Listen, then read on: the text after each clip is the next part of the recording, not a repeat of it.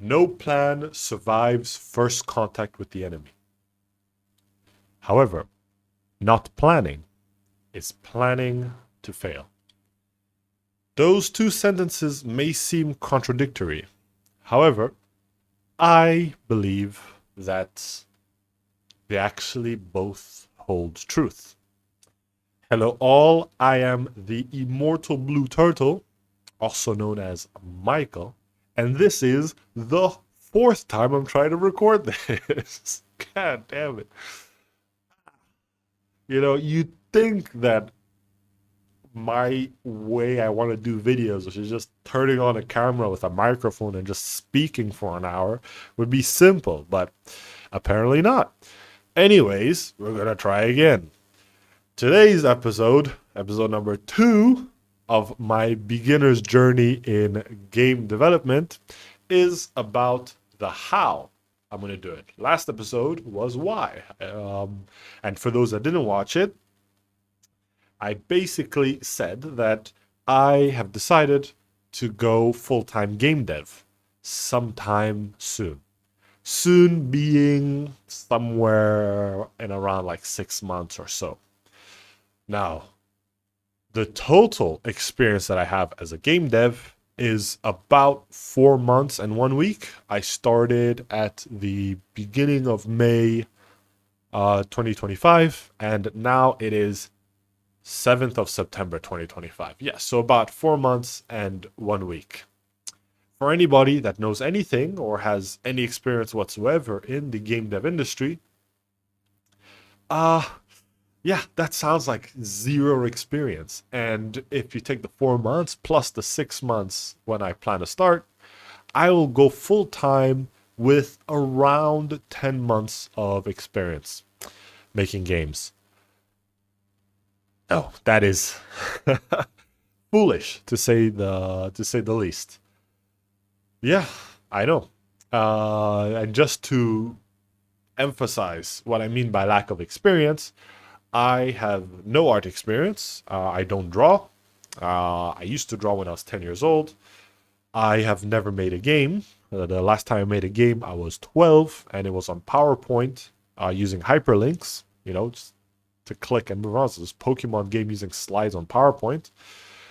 Yeah, the only programming language I know is GDScript, which is the proprietary language of the Godot engine and can only be used in the Godot engine. And I only started using it and learning it, and I only know a little bit about it because I use Godot to make games. Yeah, and I'm gonna go full time in 6 months. Yeah. So how the hell am I going to do that? That's what we're gonna talk about now. First things first, though, why plan stuff? All right, so I'm going to be talking about my plan for all of this. But before we get into that, why am I planning? A lot of people that make games or that become full time game devs without first being like working in the industry, like let's say they worked in a studio and then they just left and started on game, like people that just, like, oh, after a few years of making games, now they're a game dev, tends to be kind of on accident. More like, they're working a job and they're like, what, as a hobby, I'm going to make some games. And they start making games. And then one of their games, they just add to it and add to it and add to it and add to it and add to it. And eventually, like, 3, 4, 5 years down the line, they're like, you know what, let me actually just like go full time. And they have this 5 years of experience and they launch the game, and then generally speaking, it's not successful, but now they're game devs, and then they learn and they make more games and blah blah blah. That's generally how it goes. I'm not going to be doing that. I'm going to be putting in a plan and then sticking to that plan. So why plan? First part of why planning is important, I think, is that it provides direction, right? And what do I mean by direction? I mean that direction is like your destination. And it's important to have that destination when you want to make a game. And the reason for that is games are one of those endeavors that take a really long time, right? It takes years to produce a proper, like, really good game that is audience facing, especially the type of game that I want to make, which I'll talk about later. The game that I want to make is going to take like at least minimum 3 years to do. And if I'm going to invest that much time into something, it's best to have, I think, to have at least to know where I'm going with it. What's the destination, or at least an idea of where it is. And in games specifically, what I would mean by this is like two questions, basically. What game are you making, and how are you going to make it? So, what game are you making? Is it a shooter, a first person shooter, third person shooter? Is it a platformer? Are you going to be one of the other, like, I swear there's like a million roguelikes out there. Like, oh, this is, like, it seems like indie game devs, like, that's all they're making. But anyway, one of the millions of roguelikes. Is it going to be a card game? Is it going to be this? You don't know what type of game you're making. Like, what are the core mechanics that you want to have? And you can discover those things, and you can spend some time just saying, the creative process is discovering it. But when you've make the decision of, like, you know what, I'm going to make this game. It's going to be something. I'm going to try to get some commercial success from this and stuff like that. Take some time to sit down and ask yourself the question, what is the game I'm trying to make, right? And if only to just avoid walking the opposite direction. When you're looking to make a commercial product, the moment you decide to do it, between the moment you decide to do it and the moment you release, you're just going to be burning cash. Like, even if you do everything yourself, which I'm going to be trying to do everything myself, just paying rent, feeding yourself, water, electricity, internet, all of that stuff costs money. And so the more time it takes between you're like, I'm going to do this, to when you launch, the more money it costs. And so having at least a direction and stopping yourself from pivoting too often can save you a lot of time, save you a lot of money, meaning the amount of money your game needs to make for you to be able to sustain yourself is less. And it means that your threshold for continuing your career as a game dev, is lower, and it's easier. And, so just have that direction. That's one. Two, I find with when it comes with creativity, having some boundaries helps with the process. Now, this direction shouldn't be like railroads, right? It shouldn't be like a cage where you put yourself in this box, and it's like, no, I only have to do this. I said I was going to do this like 2 years ago, and I have to do it, and you're stuck on that. No. Like, for example, in these two questions, like, when the question asked, what game are you making? It's not a 2-page, 3-page answer with every single detail of the loot system is going to be like this. This is how the power-ups are going to work. No. It's a 1-paragraph answer that you tell yourself in your head, like, what's the game I want to make? Well, my game is going to be this. It's going to have, it's probably going to have this art style, and I want it to have these mechanics, kind of. 1 paragraph. How are you going to make it? 1 paragraph. I'm going to use this engine. I'm going to program it like this, and the art is going to be made by me, or I'm going to hire a freelancer for the art. And nice and simple. Just so by the end of it, like, your direction is 2 paragraphs of where you want to go. Well thought out paragraphs, properly like drafted. You took your time to think it through. Maybe if it's part of your creative process, go open up your engine and bust out a few ideas, compare them to each other, write down, ask people, talk, whatever. But when you've create those little 2 paragraphs, and then you have your direction. And that's very important. It's part of the planning process. And this is what I really think people should do this, right? It'll help out a lot. Another reason why planning is important is dopamine. So I recently, by recently I mean yesterday, finished my prototype for the game that I want to make, or the game that I'm making at the moment.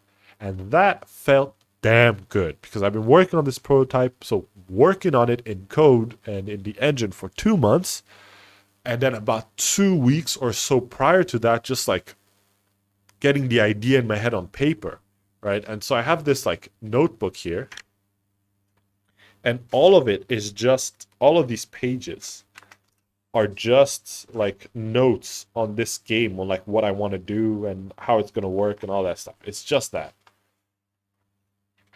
And I spent 2 weeks doing that, and then 2 months like building out the prototype, testing out systems, and obviously the majority of the time was just like learning.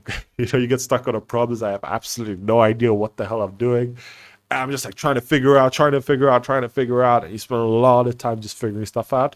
And I also have a full-time job, so you're working on that job as well.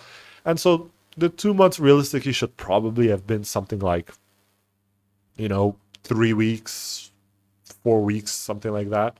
But it ended up being too much, just, lack of experience and other commitments and whatnot. However, get back on track? Dopamine, what I mean by this is when I'd finished my prototype, it felt damn good. I felt very proud of myself. I felt very happy. I was like, wow, I did it. Cool. This is awesome. It's playable, and I like this, and I think this game is fun. And if that feels good. And planning is important in the sense that when you plan, you'll generally come up with like this like to-do list of things to do. Checking off an item off of your to-do list feels really good. It feels good. It feels like you've done something. And there's going to be moments and times in especially in game dev because it takes so long, where you'll be like sitting at night in your chair at home thinking to yourself like, bro, I worked so hard this last week and I've done nothing. I haven't done anything. Like your brain does that sometimes. The brain is a weird thing. And so it's good to have a plan you can fall back on and be like, no, look, I'm following the plan. Or to check your to-do list and be like, wait a second, no, look at all these things I checked off this week. And you're reminding yourself that it's going according to plan. That this is part of the plan. I'm within the time bounds of my plan. It staves the self doubt and all of that stuff. It holds it at bay, right? At least for a time. And I think the more tools we can have to not give in to these very strong negative mental states that will always show up, the better. And planning is a great way to do that. And another reason why I'm going to be planning is it's just the way that I am. I am a dreamer, let's say. I tend to dream pretty big, and I like dreaming. I like thinking about what my future is going to be like. I like thinking about, like, okay, I'm going to be a game dev. It's going to be like this in 5 years. I'm going to have this game out. It's going to look this way. I'm going to have these players. And this is the experience I'm going to give. And it's going to be like this. The money I'm going to make. Whoa, whoa. all those, all those dreams, right? And I like that. I enjoy dreaming. I think most people enjoy dreaming. Now, a flip side to that is that I'm also a very ambitious person. I actually believe in these dreams. I actually do think that I can be highly successful in game development and that I can do it. And because I believe that I can do it, and because I have these big dreams, it's like, it's huge. And that leads me to entering states where I'm like, all right, what would it take? I have this big dream idea thing that I want to do, and I know I can do it. What will it take for me to be able to do it? And I write it down, and that's basically just the plan. It's like, okay, what would it take to go from point A to point B? Write it down somewhere. There's your plan. And so, by just nature and tendency, I'm a planner, and that's why I plan. So, yeah. So now we know why I'm going to be planning. What are my goals and what is my dream? What am I even planning for? The gist of it, if I were to state my dream in like one sentence, let's say, I want to create a universe and have games as an interactive medium for exploring that universe. Yeah, that's the dream.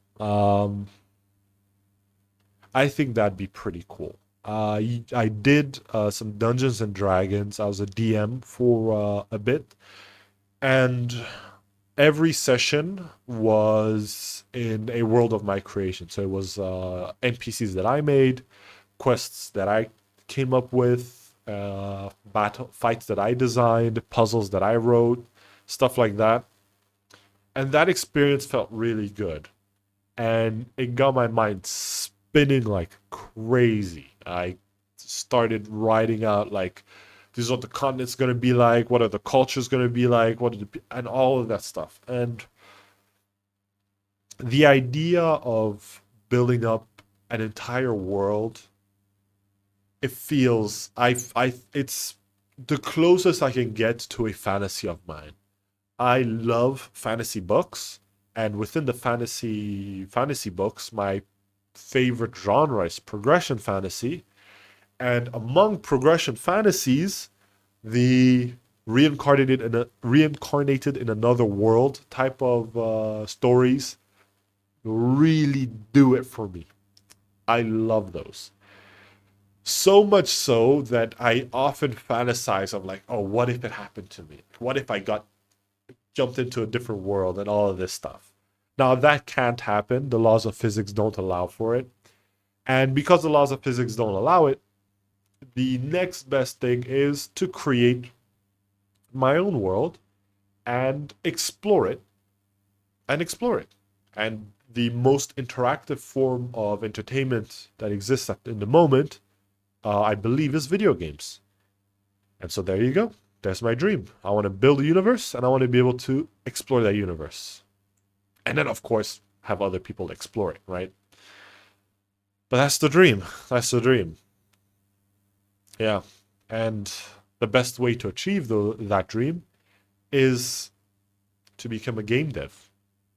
Now, there are some caveats on that. Uh, I'm very much going to do this myself, and I'm fully aware that a team is almost always more productive than an individual. A team just has more man hours to throw at the problem. Specialization in labor means that each individual aspect of a product is better because the art was done by an art guy, the music was done by a music guy, the code was written by a code guy, the design was done by a design guy, and all these people are focused on doing that one thing. So the amount of hours invested in art is times the amount of hours, it's the hours that the artist invested, and then you just get really well polished and like beautiful product. However, I am just not a fan of teamwork. I'm oddly enough, I'm a manager at a retail store selling computers, and I don't have a problem with the job. I actually like the job quite a bit. But my least favorite part of the job is, ironically enough, managing people. I just don't enjoy it. I don't like it. And it's nothing to do with the people that I manage, it's more so on me. My desires and wants and stuff like that tends to shift kind of quickly. And so in one moment, let's say I'm like really hype about this like marketing plan that we're going to put into place, and so I bring in like the marketing guy, talk to him about it, bring in like the sales guys, talk to them about it, organize all this stuff and everything, and divide like the tasks that we're all supposed to do for this project, and then I find this book that I really want to read. But now I'm like, my team needs something from me. My team needs me to to do this or whatever. They need me to write the copy or whatnot. But I just want to read my book. That feeling of not being allowed to do the thing that I want to do and having to do something for somebody else because they're expecting it of me, I do not enjoy that feeling. I would much, I much prefer the feeling of I told myself that okay, this week I'm gonna work on the code here. I'm gonna code this feature, and then I don't do it, and I'm disappointed in myself for not doing it because I got distracted by reading my book.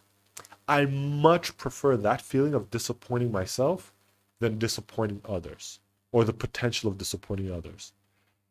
I it's simply because I think that when it's others that expect something like this from me, it does build some bitterness. It does build some resentment, right? It's because like if it wasn't for that person, I'd be able to enjoy the thing that I'm doing.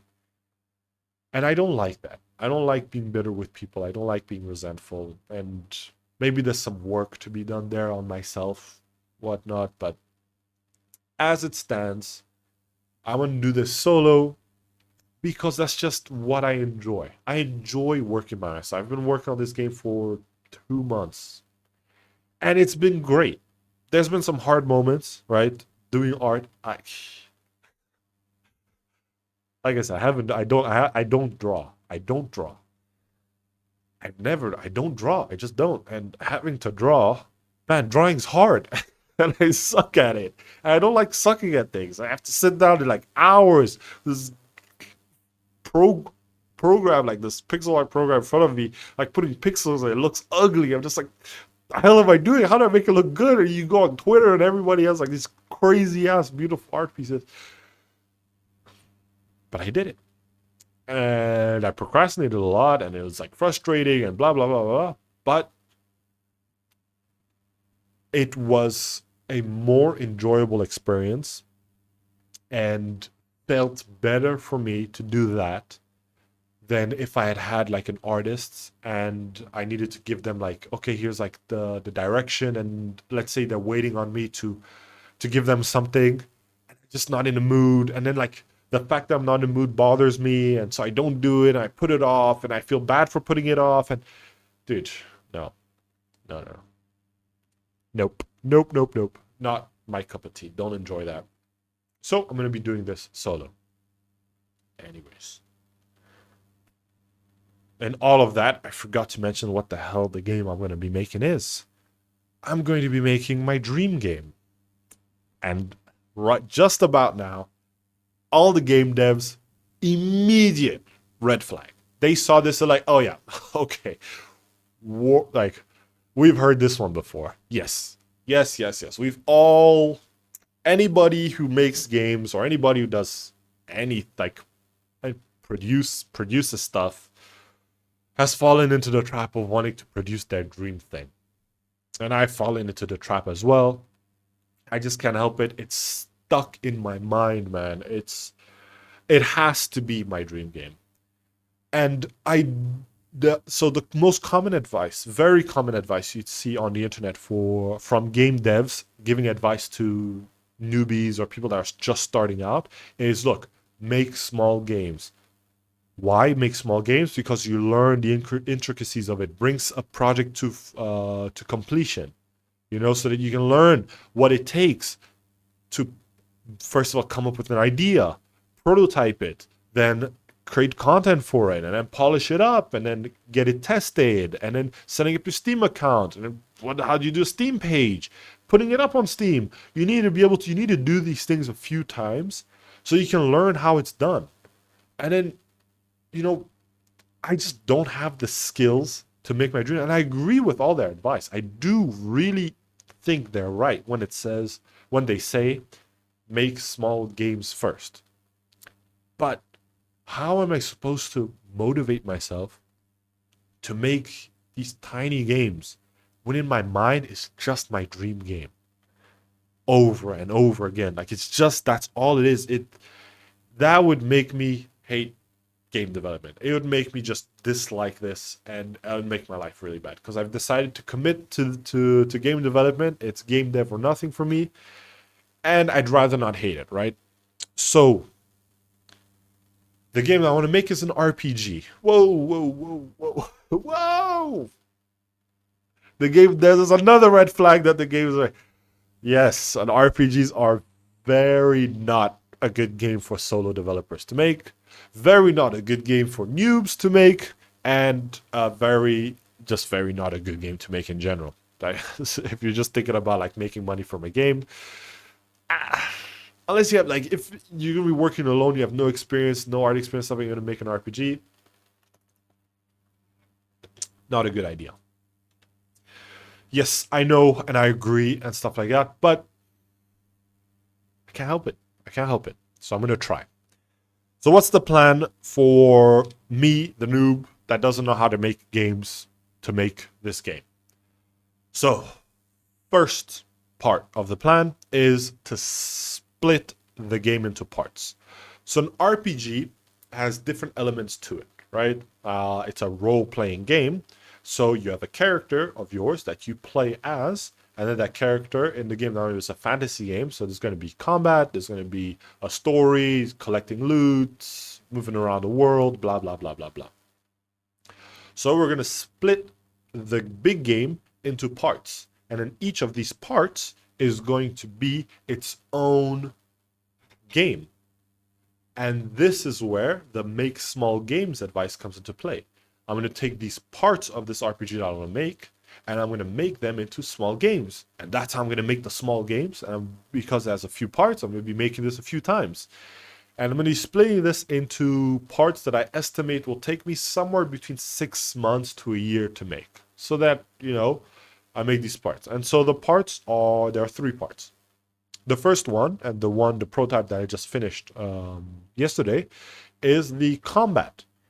And so my game is, the combat system actually uses cards. So think of Slay the Spire, not Yu-Gi-Oh, not Pokemon. So not creature cards, but like effect cards, where a card represents like a spell or a punch or a kick or a block or whatnot. And you fight against somebody else and you play a card and it fights and they play a card, blah, blah. So that's the combat system.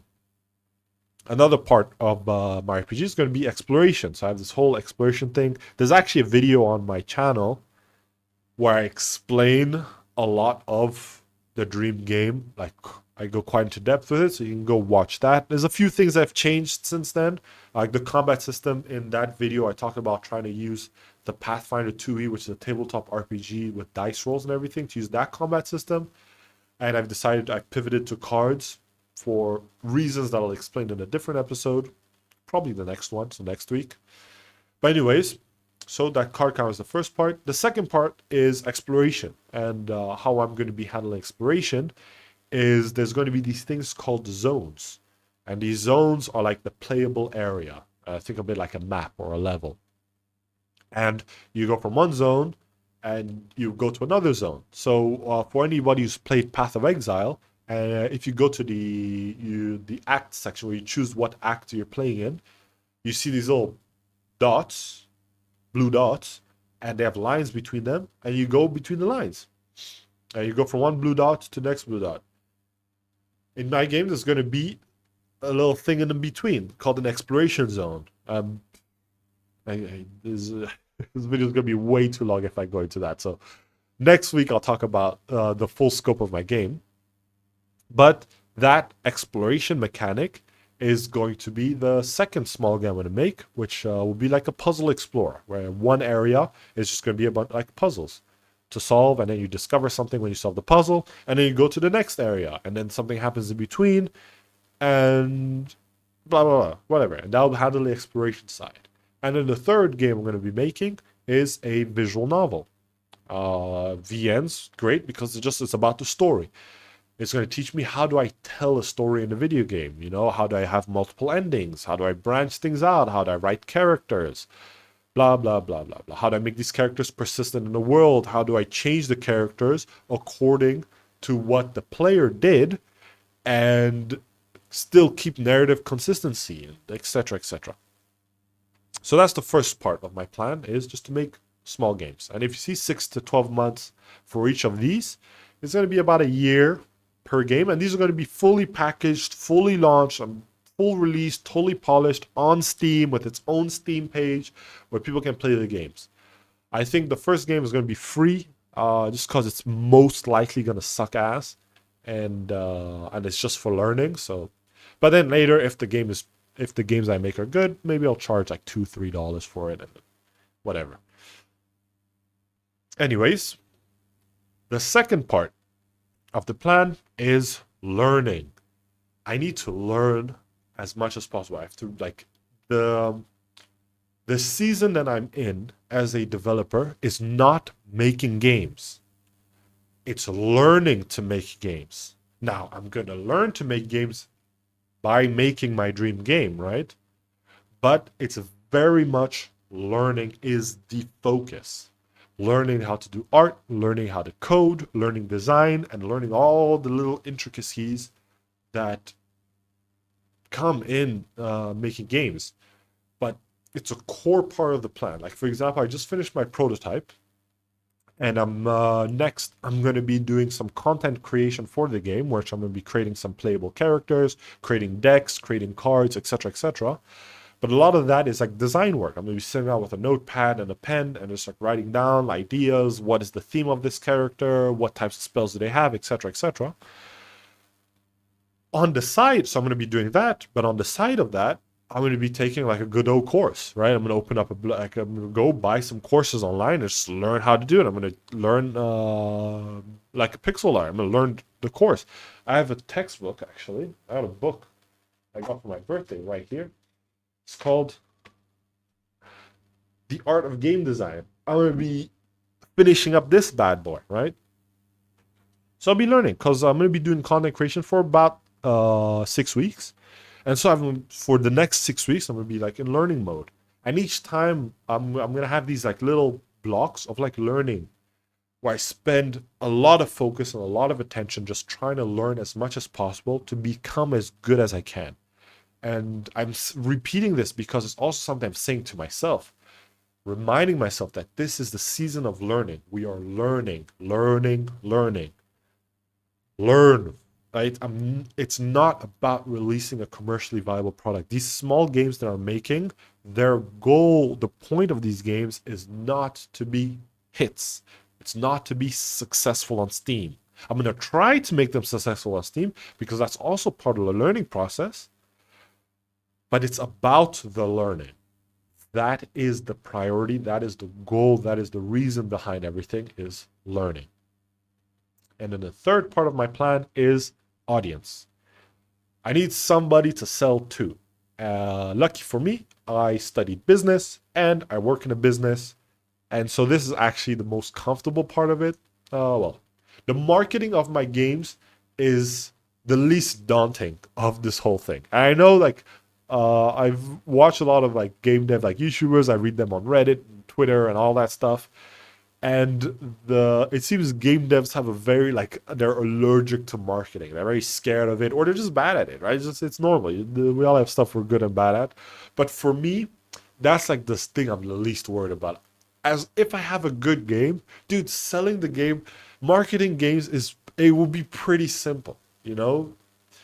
And so part of that marketing strategy is to build up an audience so that you have people to sell to, right? The thing is, how the hell do you build an audience? How do you do YouTube? How do you manage all of this stuff, right? I don't know. I'm not a pro game dev. I can't make videos explain to us like, oh, check this neat trick in Godot, or like 5 things every game dev should know. I can't do that. I have no idea how to make games. I watch those videos to try and learn, right? So instead, what I'm going to do, because I haven't really seen this online, is that my socials is just going to be documenting my process. It's going to be like, all right, here is on video over time and in a lot of posts what it's like for somebody with zero experience to make their dream game. And there's my content. My content is just me making my dream game as a complete novice with a business degree. And hopefully people will find that interesting, and hopefully they'll follow me, and hopefully my game is good and they enjoy it and they're interested in it and they buy it, when it eventually comes out in like 3-4 years from now. So that's the plan. Make small games by breaking up my dream game into parts and then making those parts as their own standalone games. And then eventually, when I get to the point of making my game, I'll have the whole thing. Then there's the learning, which is just learning. Learning is the priority, and is the audience and all that stuff. Now, in the dream section, so not too long ago, I did mention that my dream is actually the creation of a world. I didn't put this in here because that's more like it's like writing lore and stuff like that, and that is a big part of the plan, but it doesn't really have much to do with game development. It's more just that's like it's something I do, like I'm walking or I'm in the car in traffic and it's like, oh crap, I have this idea. So I put like phone recorder and I just start talking about, oh yeah, this region is gonna be like this culture is gonna look this way, blah blah blah. It's just something I do on the side. I do have a World Anvil account where I write articles and everything.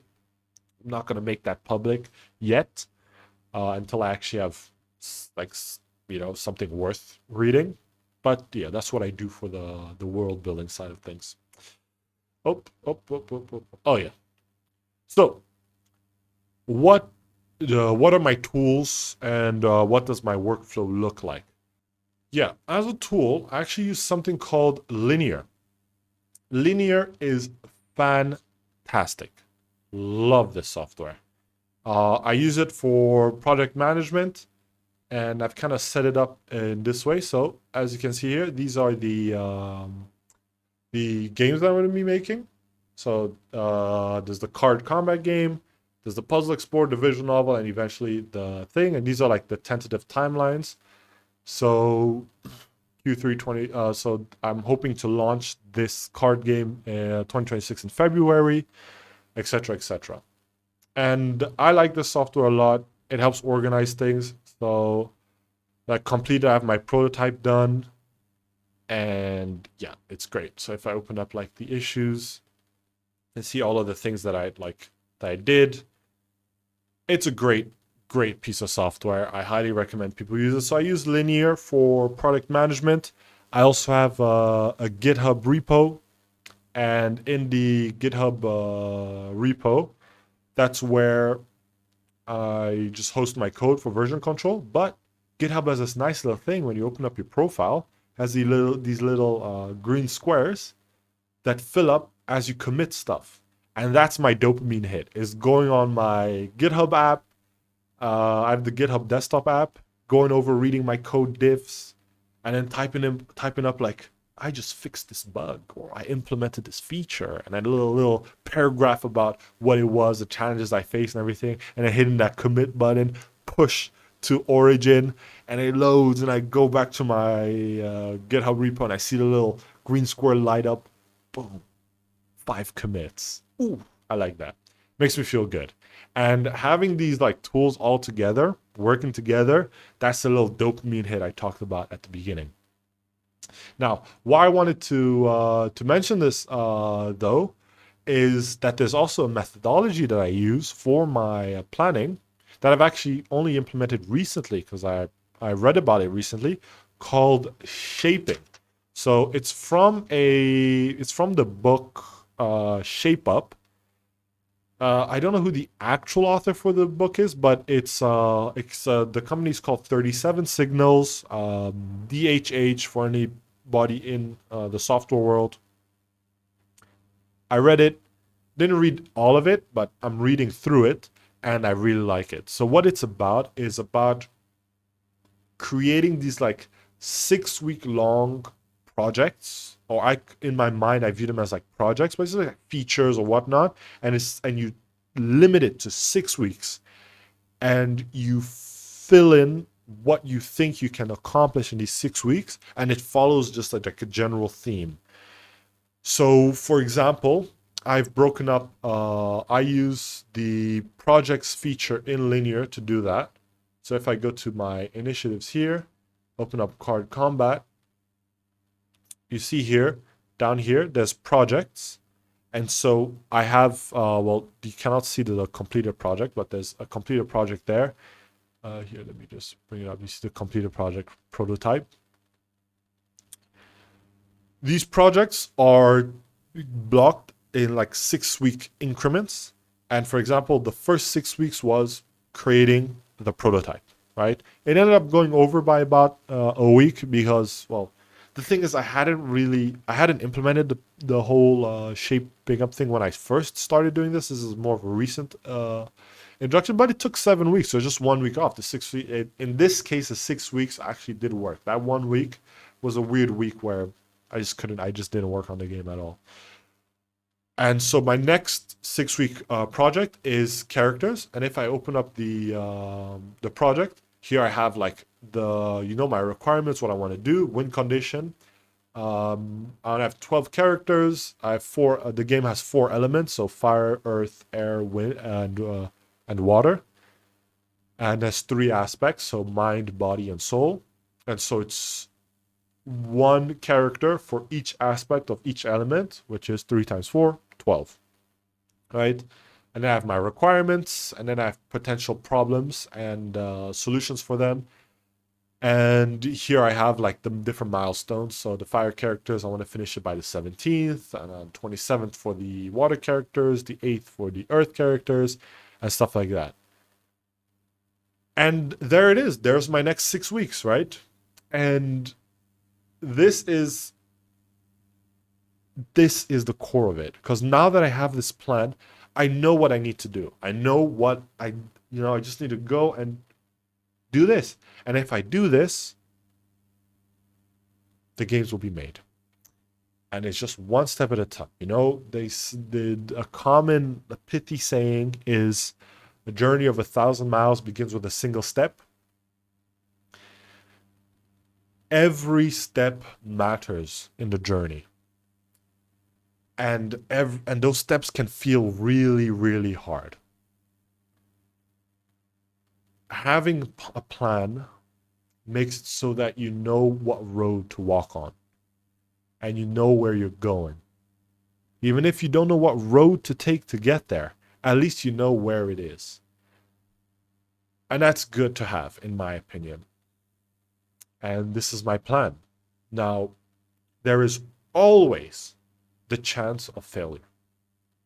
And I am realistic enough to believe that, or to know that there is a high likelihood that I'm going to fail in this. And the chance of failure is higher than the chance of success. So if I had to give percentages, I'd say there's something like a 70 or 80% chance that this flops for whatever reason, right?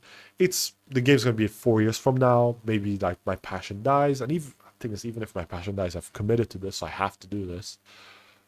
But maybe it's harder than I thought it would be. Maybe this is not the game that I do. Maybe I do bring it to completion and I release and nobody buys it. There's a bunch of things that can go wrong. It's a bunch. My life stuff can impede things. But a plan increases the likelihood of success. And a big part of it is staving off the self-doubt. If I'm going to be honest, self-doubt is very tough to deal with. And it's very easy to feel.